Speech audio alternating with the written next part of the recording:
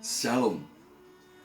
Mazmur 37 ayat 23 berkata, Tuhan menetapkan langkah-langkah orang yang hidupnya berkenan kepadanya.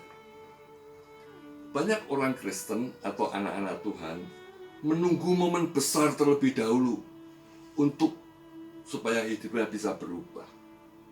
Padahal Tuhan itu sering bekerja justru lewat langkah-langkah kecil, langkah-langkah sederhana yang kita lakukan setiap hari.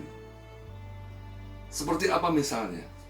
Ya, katakanlah kita perlu misalnya rutin berdoa 5 menit saja setiap hari.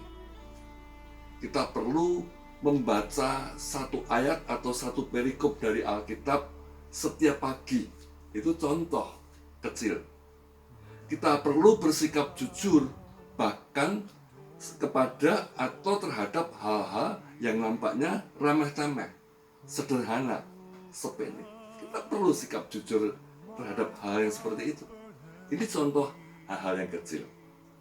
Nah, ayat firman Tuhan tadi berkata bahwa Tuhan menetapkan langkah-langkah.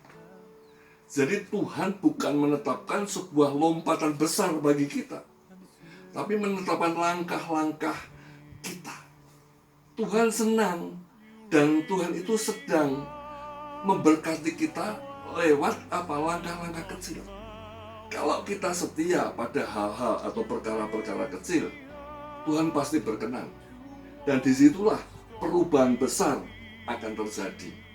Perubahan besar dimulai justru dari kebiasaan atau langkah-langkah kecil yang dilakukan secara konsisten dan terus-menerus. Jadi, jangan pernah meremehkan langkah kecil atau kebiasaan sederhana yang kita buat. Lebih baik langkah kecil yang konsisten daripada sebuah niatan yang besar namun tidak pernah kita mulai, tidak pernah kita wujud nyatakan.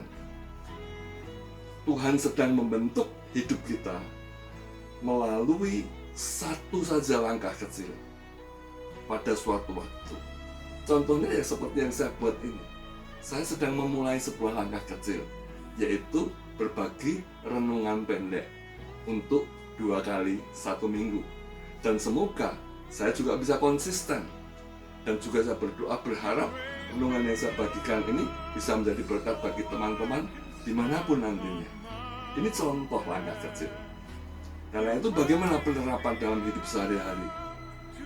Pertama, pilih dan tetapkan satu saja kebiasaan atau langkah rohani yang kecil yang tampaknya sederhana, namun itu perlu dilakukan setiap hari secara konsisten. Ya. Yang kedua, berdisiplinlah melakukan kebiasaan atau langkah kecil itu secara rohani tadi, itu 7 hari misalnya, seminggu atau 2 minggu secara berturut-turut dan konsisten terus-menerus dilakukan. Dan yang ketiga, nikmatilah setiap progres yang dialami dari melakukan kebiasaan atau langkah kecil yang sederhana tadi. Ya, jadi bukan fokus kepada hasil akhirnya, tapi nikmati progresnya, nikmati prosesnya. Maka percayalah, di ujungnya nanti kita akan bisa melihat perkara besar terjadi, dampak yang besar terjadi. Ya, small steps itu akan menghasilkan, mendatangkan big impact.